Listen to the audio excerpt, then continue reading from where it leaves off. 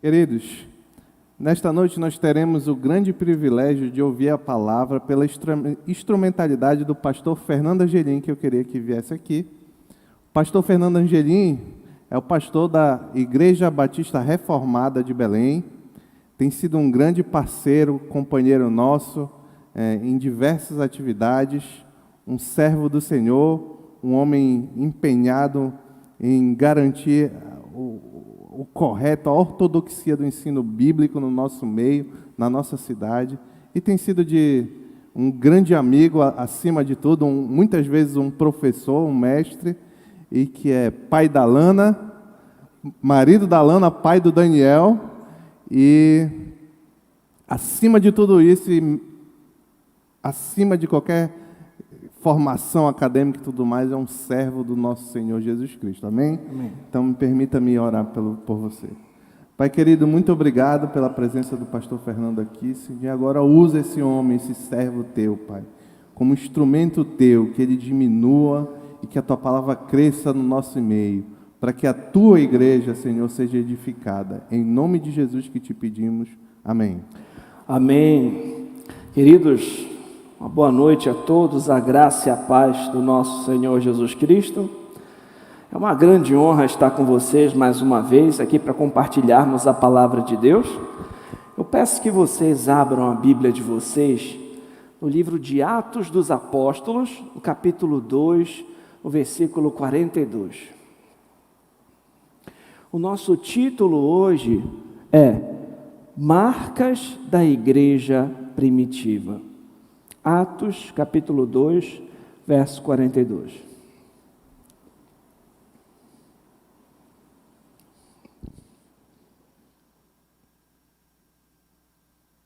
Os irmãos encontraram? E perseveravam na doutrina dos apóstolos, na comunhão, no partir do pão e nas orações. Eu convido os irmãos a orarmos mais uma vez diante da palavra de Deus. Santo Deus e Pai Todo-Poderoso, nós estamos diante da Tua palavra, Senhor. Ela é lâmpada para os nossos pés, ela é luz para o nosso caminhar, ela é alimento para a nossa alma, Pai. Eu reconheço, Senhor, que sem Ti eu nada posso fazer, Pai. Apesar de mim, usa-me como instrumento para expor a Tua santa palavra com fidelidade. Prepara, Pai, os nossos corações como um solo fértil para receber a Tua boa semente.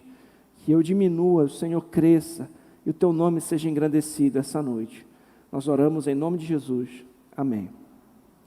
O texto que nós vamos considerar hoje se encontra, como já vimos, no livro de Atos dos Apóstolos. Esse livro relata os fatos que ocorreram após a ressurreição e a assunção do nosso Senhor Jesus Cristo. O registro bíblico relata o avanço daquela grande comissão que foi dada pelo nosso Senhor Jesus Cristo. Vocês lembram ali no final do Evangelho de Mateus, o Senhor Jesus Cristo ressurreto comissiona os seus discípulos. Ele diz: toda autoridade me foi dada nos céus e na terra. Vão, portanto, façam discípulos de todas as nações, batizando-os em nome do Pai, do Filho e do Espírito Santo, e ensinando-os a guardar todas as coisas que eu vos ordenei. E eis que estarei convosco todos os dias, até a consumação dos séculos. Então, o livro de Atos dos Apóstolos vai relatar o que aconteceu, o início, de colocar em prática, os discípulos de Cristo colocando em prática esse grande chamado do nosso Senhor Jesus Cristo. Logo nos primeiros capítulos de Atos, nós somos informados sobre o derramamento do Espírito Santo no dia de Pentecostes. Nós tomamos conhecimento ali da poderosa pregação do Evangelho proclamada pelo apóstolo Pedro, que pela graça de Deus levou muitos ao arrependimento e à fé em Cristo e consequentemente, ao batismo nas águas em nome do Pai, do Filho e do Espírito Santo. As Escrituras nos informam que houve um acréscimo de quase 3.000 pessoas naquele dia. Após isso, nós somos informados sobre como viviam aqueles primeiros convertidos. Portanto, Lucas, que escreveu o livro de Atos dos Apóstolos, nos apresenta um retrato da igreja primitiva. Ele descreve a beleza da igreja crescendo, se desenvolvendo, dando os seus primeiros passos nessa nova etapa da história da redenção. No texto em questão, que nós lemos aqui de Atos 2:42, nós encontramos aqui um resumo das marcas que eram características na vida da igreja naquele momento. Isto é, aquela comunidade perseverava em 4 pontos que nós lemos aqui: na doutrina dos apóstolos, na comunhão, no partir do pão e nas orações. Doutrina dos apóstolos, comunhão, partir do pão e nas orações. É certo, meus irmãos, que posteriormente a igreja se desenvolveria, amadureceria em outros aspectos. Por exemplo, nós vamos ser informados no desenrolar do enredo bíblico sobre o estabelecimento de presbíteros, diáconos, por exemplo. Nós vamos observar a igreja organizando concílios para resolver assuntos específicos. Entretanto, essas 4 marcas que nós pontuamos aqui são essenciais. Em algum nível, elas devem fazer parte de toda a igreja saudável, em qualquer tempo, em qualquer lugar. Sendo assim, nós vamos refletir sobre essas 4 marcas, nós vamos examinar esse assunto e examinar também as nossas vidas e a vida dessa igreja, da nossa igreja local. Nós, como membros dessa igreja local, vamos avaliar nossas vidas à luz dessas marcas, e que o retorno a esses assuntos que com certeza vocês já conhecem, já é de conhecimento dos irmãos, que isso nos leve a cultivar e a desenvolver cada uma dessas marcas em nossas vidas, em nossas igrejas. Amém? Então, esse sermão vai ser pontuado com essas 4 marcas aqui. O nosso desenvolvimento será pontuado a partir dessas 4 marcas. Em primeiro lugar, nós vimos que eles perseveravam na doutrina dos apóstolos. Os primeiros convertidos estavam continuamente se dedicando ao ensino dos apóstolos. Eles buscavam os apóstolos constantemente a fim de receber instrução sobre o Evangelho de Cristo. Assim como o Senhor Jesus Cristo havia orientado na grande comissão que os discípulos deveriam ensinar àqueles que viessem a crer sobre todas as coisas as quais Ele havia ordenado, aquelas pessoas estavam ali querendo aprender, com sede de conhecer mais do Evangelho, mais do Senhor, com sede do Senhor. John MacArthur, comentando esse texto, afirma que o conteúdo fundamental para o crescimento espiritual e amadurecimento do crente é a Escritura, a verdade revelada de Deus que os apóstolos receberam e ensinaram. Essa doutrina dos apóstolos, esse ensino que foi revelado por Cristo, ao qual os apóstolos transmitiram aos discípulos de Cristo e foi registrado nas Escrituras, nós temos acesso, nós podemos também ser ensinados na palavra de Deus que foi registrada nos livros das Escrituras Sagradas. E eu pergunto, será que nós temos essa mesma sede? Será que nós temos esse mesmo desejo de buscar conhecer qual é a vontade de Deus, como se dá o plano de Deus, o que é agradável a Deus, o que é desagradável a Deus? Nós, eu e você, temos perseverado na doutrina dos apóstolos, nós amamos as Escrituras, nós amamos o reto ensino da palavra de Deus. Você busca, você tem sede da palavra de Deus, você tem sede de querer conhecer mais o Senhor. Será que você, assim como o salmista, tem um deleite na lei do Senhor e na sua lei medita dia e noite? Será que você, como um salmista, pode dizer: guardei a tua palavra no meu coração para não pecar contra ti? será que nós temos buscado também perseverar nesse reto ensino da palavra de Deus? Meus irmãos, diante de tantos falsos ensinos, que nós venhamos nos firmar e perseverar na verdade, na sã doutrina dos apóstolos. E é interessante notar, não só que eles perseveravam na doutrina dos apóstolos, mas também que os apóstolos transmitiram com ousadia, com coragem e fidelidade essa palavra, a despeito das perseguições que aconteceram naquela época. Meus irmãos, os discípulos de Cristo foram corajosos, foram ousados para transmitir com fidelidade a sã doutrina. Observe comigo o livro de Atos no capítulo 5. Pule algumas páginas aí para o lado. Vamos observar o capítulo 5, ali no versículo 40. Observem isso, olhe essa coragem. Nós vamos ler do 40 ao 42. Chamando os apóstolos, açoitaram-nos, ordenando-lhes que não falassem em o nome de Jesus. Os soltaram. Eles se retiraram do sinédrio, regozijando-se por terem sido considerados dignos de sofrer afrontas por esse nome. E todos os dias, no templo, de casa em casa, não cessavam de ensinar e pregar Jesus o Cristo. Imagine essa cena. Eles estavam pregando a Cristo, pregando o Evangelho com ousadia, com vigor, com fervor. E aí eles foram açoitados por isso. Eles apanharam, imagina ser açoitado.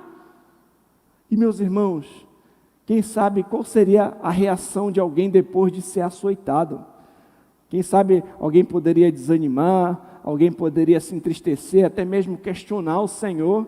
Mas qual foi a reação deles? Eu fico imaginando essa cena, um olhando para o outro, e a Bíblia diz que eles se regozijaram por terem sido dignos de sofrer por esse nome. Que coisa incrível! Imaginem se alegrando. E aí, será que eles pararam de falar a respeito de Jesus?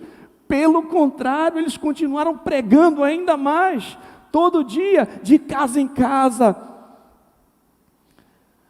E por onde passavam, nas oportunidades que tinham, estavam ali, proclamando. No templo, de casa em casa, não cessavam de ensinar e de pregar Jesus Cristo. Então os apóstolos também tiveram essa ousadia, esse fervor. Não é à toa que quando você vai ler o livro de Atos, você observa muitos servos de Deus proclamando a palavra com fidelidade, com ousadia, com coragem. Você vai observar o martírio de Estevão. Você lembra do martírio de Estevão? Que ele vai e prega a palavra, ele é apedrejado, mas o Senhor o consola até mesmo em sua morte.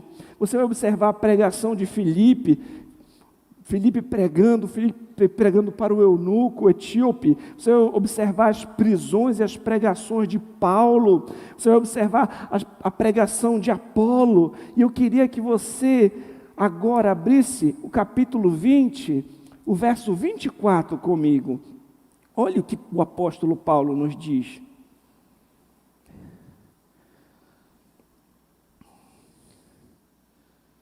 Atos 20 e 24. Esse é um texto emblemático.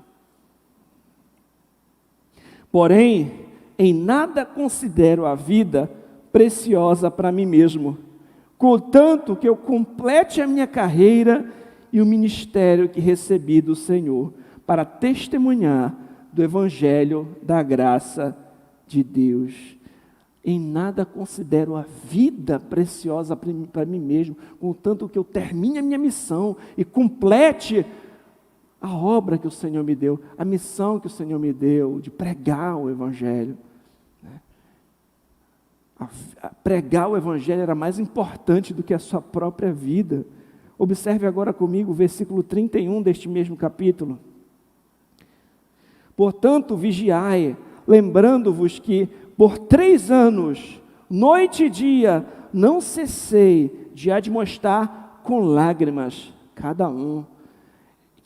Que entrega! 3 anos, noite e dia, admoestando com lágrimas a cada um. Que zelo, que amor pela palavra de Deus, que amor pela sã doutrina, que amor pelo Evangelho, meus irmãos. Eu pergunto agora a você, será que você e eu, será que nós, será que esta igreja, nós temos nos dedicado em perseverar no ensino fiel? O quão importante, faça essa pergunta para você, o quão importante é para mim a sã doutrina, o ensino de Cristo, a palavra de Deus? Quanto tempo eu tenho dedicado em conhecer ao Senhor? O Evangelho é para mim algo precioso, ao qual eu me empenho em transmitir para outras pessoas. Qual é o assunto das suas conversas? Qual foi a última vez que você falou de Cristo para alguém? Eu tenho valorizado o trabalho daqueles que se dedicam a ensinar com fidelidade a palavra de Deus. Eu tenho oportunidade, por exemplo, de vir à igreja e ouvir a pregação da palavra. Eu tenho valorizado isso, os momentos de estudo bíblico, escola bíblica dominical, o culto, os momentos em que a gente se expõe à palavra de Deus. Eu tenho valorizado isso, e aquelas pessoas que o Senhor colocou para instruir, para ensinar essa santa palavra. E mais uma pergunta importante: eu tenho praticado aquilo que eu tenho aprendido? Porque não basta sermos somente ouvintes, nós temos que ser praticantes da palavra de Deus. Então, em primeiro lugar, nós vimos que uma marca da igreja era perseverar na sã doutrina, na doutrina dos apóstolos, no ensino fiel do Senhor. Em segundo lugar, queridos, nós vamos observar que eles perseveravam na comunhão. O termo comunhão pode ser traduzido aqui de forma literal como parceria ou compartilhamento. Uma vez que nós nos tornamos parceiros em Cristo, nós estamos unidos em Cristo, nós também nos tornamos parceiros uns dos outros, dos crentes. Nós temos o dever de estimularmos uns aos outros no amor e nas boas obras. Nós não fomos feitos para caminhar sozinhos, meus irmãos. O texto bíblico nos informa que os que creram estavam juntos, tinham tudo em comum, cuidavam das necessidades uns dos outros. Da multidão dos que creram, era um o coração e a alma. Ou seja, há um vínculo profundo em nós sermos irmãos na fé. Já parou para pensar nisso? Nós nos chamamos de irmãos. Há um vínculo forte. Nós somos filhos do mesmo Pai que está nos céus. Nas Escrituras, há dezenas de versículos sobre as mutualidades, aquilo que nós devemos fazer uns aos outros. Nós fazemos parte do mesmo corpo, ao qual Cristo é o cabeça. Meus irmãos, se você observar, nos dias atuais, há um individualismo muito grande. As pessoas, às vezes, moram, num condomínio cheio de pessoas, mas não conhecem nem o vizinho que está a 2 metros, a sua porta é 2 metros da porta dele, não sabe nem o nome do vizinho. Às vezes a gente só se preocupa com as nossas questões, pode ser que a gente só pense nos nossos próprios interesses, e nesse contexto urbano, que às vezes cada um está tão atarefado e pensando nos seus problemas, nas suas questões, pode ser, meus irmãos, que esse tipo de mentalidade, que às vezes é muito individualista, egoísta, egocêntrica, possa ser trazida para a igreja, mas a igreja não foi feita para ser assim.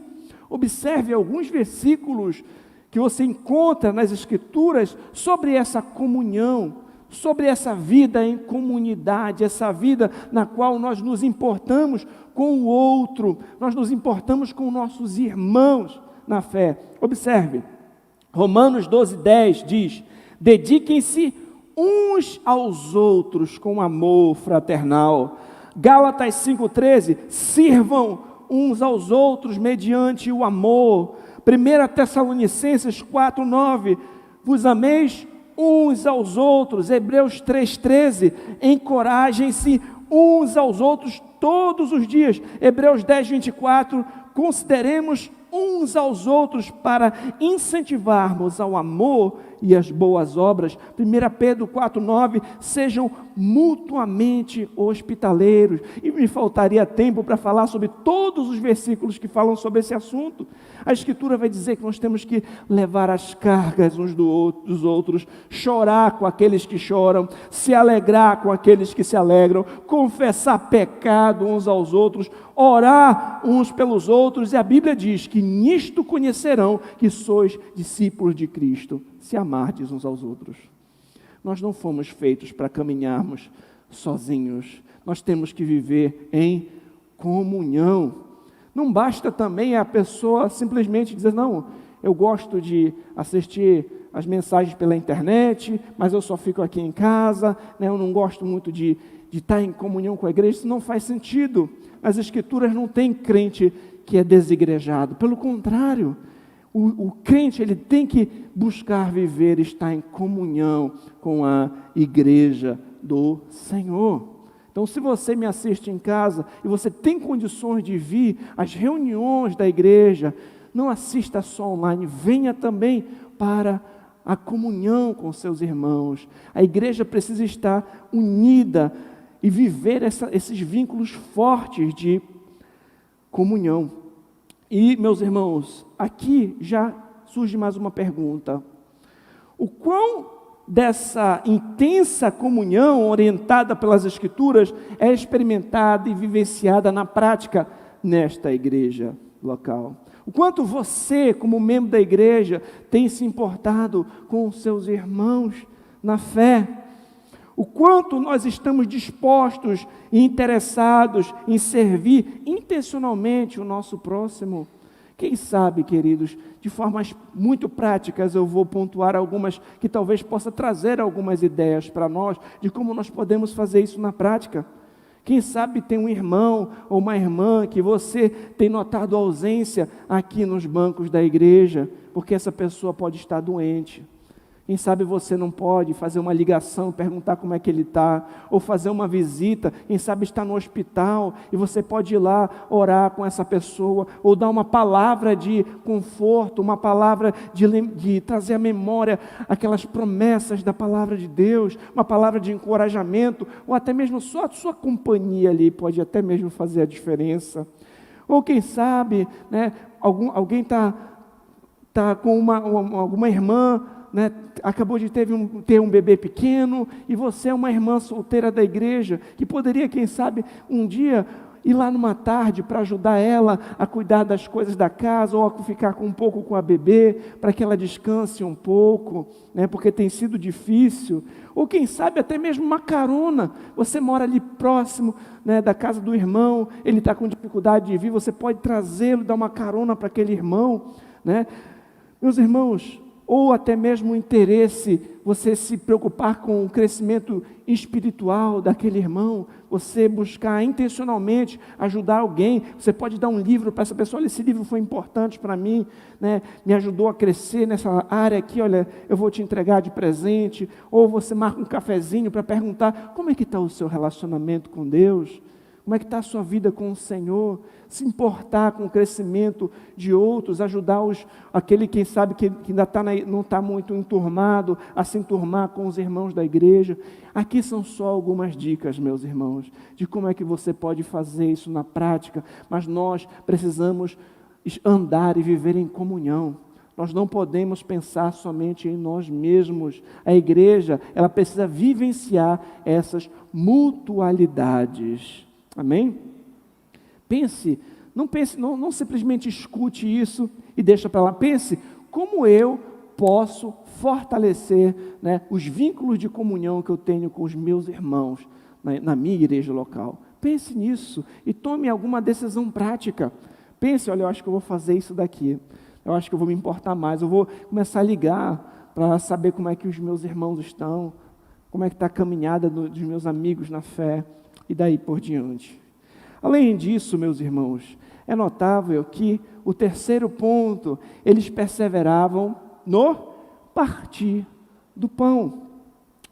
O contexto aqui em questão parece sugerir que a passagem se refere à celebração da ceia do Senhor. É certo que eles tinham muitos momentos em que, de fato, comiam juntos, inclusive tinha uma festa que era conhecida como festa ágape, cada um levava alguma coisa para comer, eles se reuniam, e ali em algum momento a ceia do Senhor era celebrada.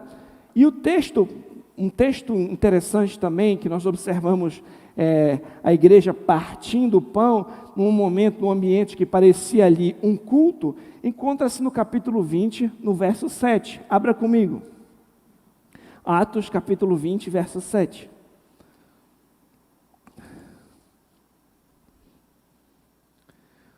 No primeiro dia da semana, estando nós reunidos com o fim de partir o pão, Paulo, que devia seguir viagem no dia imediato, exortava-os e prolongou o discurso até a meia-noite. Então, aqui, quando ele diz o primeiro dia da semana, é uma referência ali ao domingo, né? Os cristãos se reuniam para a celebração da ceia, tinha ali uma pregação de Paulo, e em seguida tinha uma refeição comunitária. Desse modo, nós observamos que, seguindo a ordenança de Cristo, os primeiros cristãos aqui dessa igreja perseveravam no partir do pão. Eles relembravam o Evangelho de Cristo e anunciavam a sua vinda. Eles eram nutridos espiritualmente por meio dessa ordenança. E aqui, sobre o assunto da ceia do Senhor, eu gostaria de compartilhar com os irmãos um trecho que a Confissão de Fé Batista de Londres, de 1689, fala sobre esse assunto. Ela diz assim: a ceia do Senhor foi instituída por Ele na mesma noite que foi traído, para ser observada nas igrejas até o fim do mundo, a fim de lembrar perpetuamente e ser um testemunho do sacrifício de sua morte, para confirmar os crentes na fé e em todos os benefícios dela decorrentes, para mover a nutrição espiritual e o crescimento deles em Cristo, para encorajar o maior engajamento deles em todos os seus deveres para com Cristo e para ser um elo e um penhor da comunhão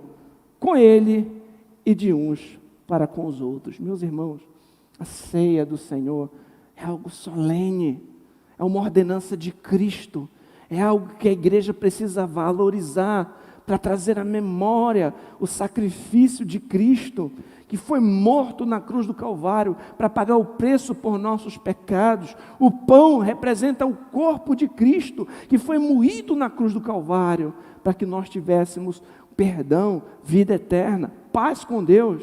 O vinho representa o sangue de Cristo, o sangue da nova aliança que nos lava de todo o pecado.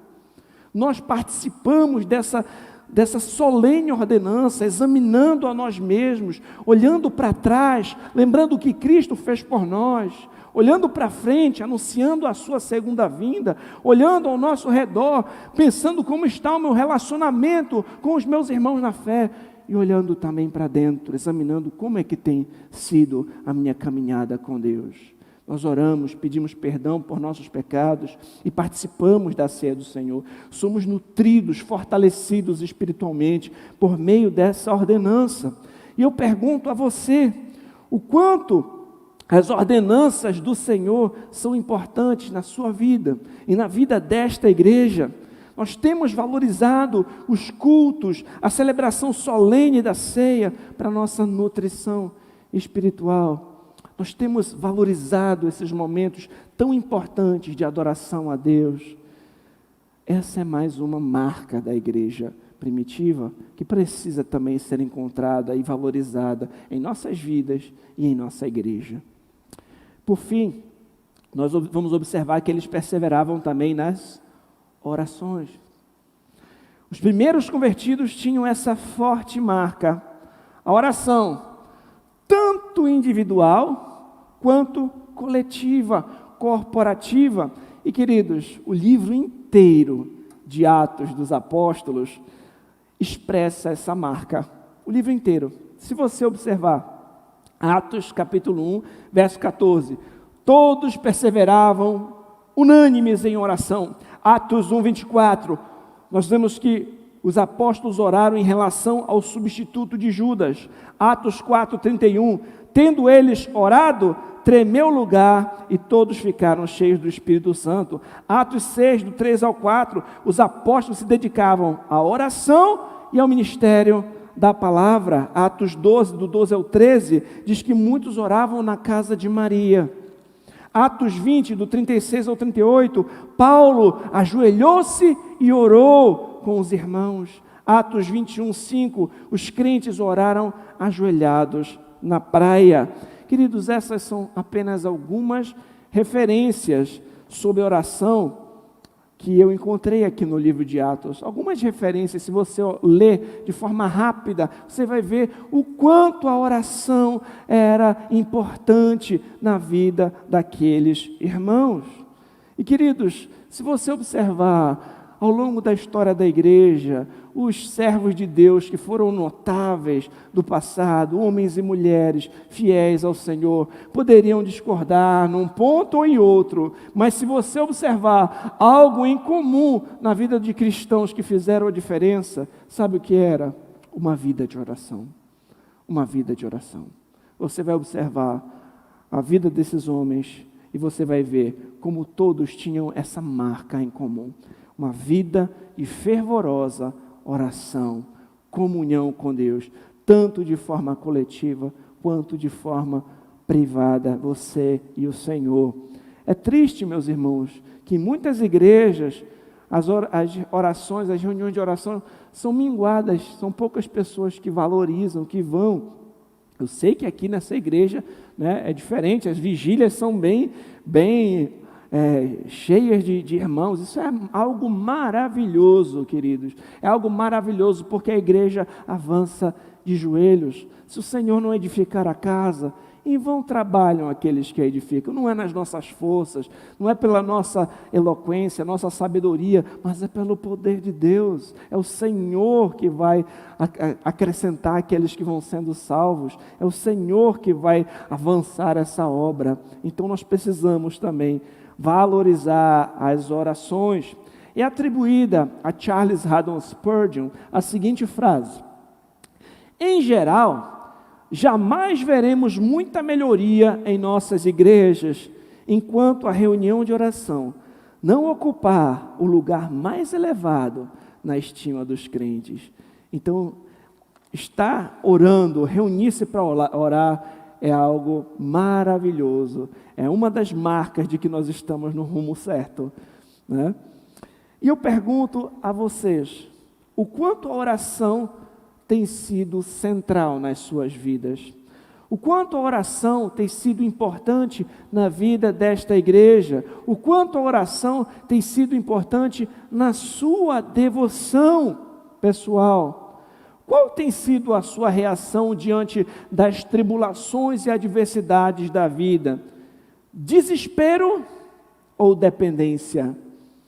Nós somos orientados pelas Escrituras a não andar ansiosos, mas colocar diante do Senhor as nossas súplicas, as nossas petições, com ações de graças, sabendo que a paz de Deus, que excede o entendimento, guardará a nossa mente e o nosso coração em Cristo. Às vezes a situação foge do nosso controle, né? Os problemas vêm, as tempestades da vida vêm, a gente pode ser tentado a ficar ansioso, angustiado, a pensar em fazer alguma coisa para resolver aquilo ali, sem conseguir resolver e ficar angustiado, mas é mais sábio nós dobrarmos nossos joelhos e orar. Às vezes você está com a cabeça confusa, pesada, problema, um monte de coisa, fecha a porta do teu quarto, dobra o teu joelho, ora ao teu Pai que te vê em secreto, e teu Pai que te vê em secreto te responderá, te recompensará. Às vezes você sai de lá depois de chorar, depois de confessar, depois de clamar a Deus e colocar tudo diante dele, você sai de lá sem saber ainda como as coisas vão se resolver, mas em paz, confiante, dependendo, sabendo que todas as coisas cooperam para o bem daqueles que amam a Deus. E que o Senhor é Emanuel, Ele é Deus conosco. Ele sabe de todas as coisas. Nem mesmo um pássaro cai sem o seu consentimento. Ele sabe o número de fios de cabelo que tem na sua cabeça. Aquele que veste os lírios do campo não sabe das suas necessidades. Ele conhece tudo. Confie nele. A igreja tem que confiar nele. Nossas vidas têm que estar aos pés do Senhor. Queridos, que assim como a igreja primitiva, ali, nesses primeiros dias, nesse breve retrato que nós tivemos aqui, perseverava no ensino fiel, na comunhão, no partir do pão e nas orações, que nós, eu e vocês, que essa igreja, que a primeira igreja batista do Pará, persevere hoje no ensino fiel, persevere hoje na doce comunhão, no partir do pão e nas orações, para a glória do nosso Deus, do nosso Senhor e Salvador, e para a edificação dessa igreja. Vamos ao Senhor em oração. Santo Deus e Pai, nós te louvamos, que o teu nome seja engrandecido, Senhor. Que o teu reino venha, Pai, que a tua vontade seja feita na terra, assim como é no céu. Que a tua bênção esteja sobre essa igreja, sobre as nossas vidas. Que o exemplo dos cristãos fiéis, dos teus servos, Senhor, do passado, venha também despertar a tua igreja hoje. Que nós estejamos firmados e perseverantes no ensino fiel da tua palavra, Senhor, na doutrina dos apóstolos, que possamos tanto ter sede de conhecer, quanto de transmitir o teu evangelho para outros, que possamos estar fortalecidos em comunhão, que abandonemos, Senhor, o individualismo, o egoísmo, o egocentrismo, e que venhamos amar verdadeiramente uns aos outros, Senhor, que venhamos ter uma preocupação sincera com o próximo, Senhor, com nossos irmãos, que a nossa igreja esteja fortalecida na comunhão. Oh Pai, que as tuas ordenanças sejam algo solene e valorizado, Senhor, por esta igreja local, por nossas igrejas locais, que possamos celebrar a ceia do Senhor de forma que glorifique o teu nome, que nos fortaleça na fé. Oh Pai, e que possamos orar de forma agradável a Ti. Que essa igreja venha, Senhor, reunir-se para orar e que cada crente aqui desenvolva aquela doce comunhão com o Senhor. Que possamos depender de Ti, confiar em Ti, e não no nosso próprio entendimento, não nas nossas forças, mas no Senhor, sabendo, Pai, que se o Senhor não edificar a casa, em vão trabalham aqueles que a edificam. É o Senhor que é o dono de tudo, é o Senhor que sustenta todas as coisas, é o Senhor, Pai, que governa os céus e a terra. Então nós dependemos e confiamos em Ti e vivemos para a Tua glória. Nós oramos no nome do Teu Filho, Jesus Cristo. Amém.